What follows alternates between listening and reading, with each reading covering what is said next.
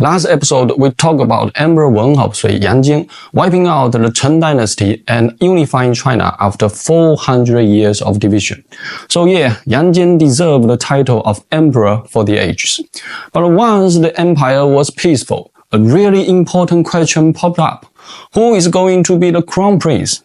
Everyone knows Emperor Yang had only one empress, Gu, and let's just say she had a bit of Tiger Mom vibe, a real powerhouse. So Emperor Yang was pretty terrified of his wife, which explained why there were no other concubines in the palace. All his sons came from Empress Gu. At that time, the crown prince was the oldest, Yang. Yang was a total package. Super handsome, bookworm, extraordinary master of poetry and prose, cheerful and pretty straightforward in personality. On paper, he looked like the perfect successor. But of course, nothing is perfect. Yang had a taste for the finer things, living extravagantly and loving luxury goods. For example, he had a Shukai robe from Shu, the Asian hotspot for the finest silk. Materials top-notch, decorations fancy.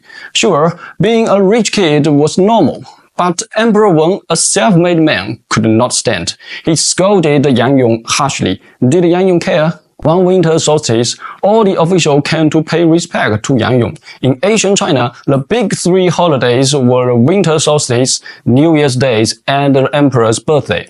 On that day, the crown prince got a bit cocky and happily accepted the officials' tribute. A minister reported to Emperor Yang that this wasn't proper protocol. Emperor Yang was furious. Kid, why are you so rushing? The throne will be yours eventually. Are you plotting something? He immediately forbade the official from formally paying respect to the crown prince. Slowly, Yang lost his dad's favor. And here comes Guang, the second son by Empress Gu, seeing a golden opportunity. Back when Sui conquered Chen Dynasty, Guang was a general and had done a huge favor for the empire. After the conquest, he stayed in Jiangnan, putting down small rebellions and performing well. Guang's style was the opposite of Yang. Simple life, humble, cautious. His wife, Lady Xiao, wore plain clothes. Their house was simple. Even the zither strings were dusty and broken, basically signaling, I'm not into music. Emperor Yang and Empress Gu thought he was a good kid, though maybe he was just acting. So Guang got support from his mom and from the powerful minister Yang Su, and eventually won the crown prince battle. In 600 AD, Emperor Yang officially deposed Yang and made Guang a crown prince. Yang was like, wait, what? I didn't do anything wrong. I just wore nice clothes. He wanted to see his dad to plead his case, but with Guang now crown prince, the palace was swarming with Guang's people. No chance. Fast forward to 604 AD, 4 years after Guang became crown prince. Emperor Yang passed away. Guang ascended the throne as the notorious tyrant, Emperor Yang of Sui. There are many accounts of Emperor Yang's death. One story says that when he was seriously ill, his favorite concubine, Lady Xunhua, helped take care of him along with Guang. Wait, didn't we just say he only had one wife? That was while Empress Gu was alive. After she passed, the emperor couldn't be single, right? So he took in a few concubines, including Lady Xunhua, who was the sister of Chen Shubao, and became a noble consort. Now, Guang, being fond of pretty ladies, made a move on his stepmom. The emperor caught wind of this. Touching your dad's wife? Big no-no.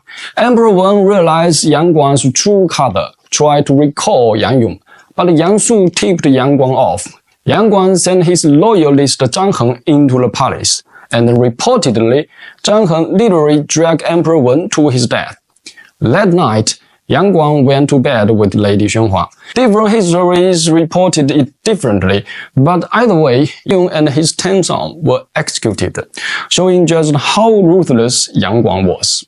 After Emperor Yang of Sui took the throne, the very first thing he did was to build a brand new Eastern Capital in Luoyang. The real capital of Sui Dynasty was actually in Chang'an, so why build another one? Well, the short answer is food. The farmland around Chang'an relied on an old irrigation system built during Qin and Han dynasties. But after years of war and poor maintenance, it was basically falling apart. Plus, the Guangdong region had been heavily developed for centuries, so there wasn't much fertile land left to farm. To fix the grain shortage, Emperor Yang decided to make Luoyang the grain capital. So, in principle, building an eastern capital wasn't a bad idea. It actually made sense. But here's the catch. Instead of doing it for the people, he turned it into a massive vanity project. He poured endless manpower and money into it, all to satisfy his own extravagant taste. The whole thing was run like a national-level obsession, a real tyrant move. The new Luoyang was built on a grand scale, magnificent and full of luxury. The emperor ordered rare stone, exotic plants, and precious treasures from all over the empire to decorate his palace gardens. The construction was led by Yang Sui, and every month 2 million commoners were drafted to work. The officials overseeing the project were ruthless, and the schedule was brutal. Half the workers died from exhaustion. Every month, wagons carried corpses out of the site, forming a line that stretched for miles. It's not hard to imagine the people were furious. And that wasn't all. In Jiangdu, he built another grand palace. From Chang'an to Jiangdu, he had over 40 luxurious rest villas built along the way. Basically, one palace per nap. Another gigantic project during Emperor Yang's reign was the Grand Canal. And again, this idea wasn't bad in itself. Back then, China's economic center was in the south, while the political center was in the north. But all the major rivers flow west to east, which made north-south transportation a nightmare. So, digging a canal that connected the north and south was actually a smart move. Just like building Luoyang, it fit the needs of the time. The problem, as usual, was the process. It was way too harsh on the people. The canal had Luoyang as its center. To the northeast, it extended to Hebei, aiming to support the future military campaign against Goguryeo. To the southeast, it reached all the way to Hanzhou. Once finished, goods and grain could be shipped easily from all over to Luoyang and then to Guangdong, which was great for logistics. So, the Grand Canal was indeed a major achievement for the empire, that is. But for the commoners, it was pure suffering. Millions of people were conscripted to work on the project. When there weren't enough men, even women were forced to join. They worked day and night, and more than half died from exhaustion or disease.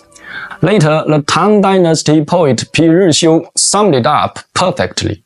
The Great Canal was built with the sweat of the Sui people, but it brought convenience to Tangs. And that wasn't the end of it. There was still plenty of other mega projects, like rebuilding section of the Great Wall along northern border. Now, this project did have a point. They strengthened national defense and helped protect against nomadic invasions. But, as always, the ones who suffered most were the ordinary people. Now let's talk about Emperor Yang's foreign adventure. One of his major ambitions was to expand into the western region, mainly to control the Silk Road. At that time, the northern city-states along the Silk Road were under the control of Western Turks, while the southern ones were dominated by the Tuyuhuang kingdom.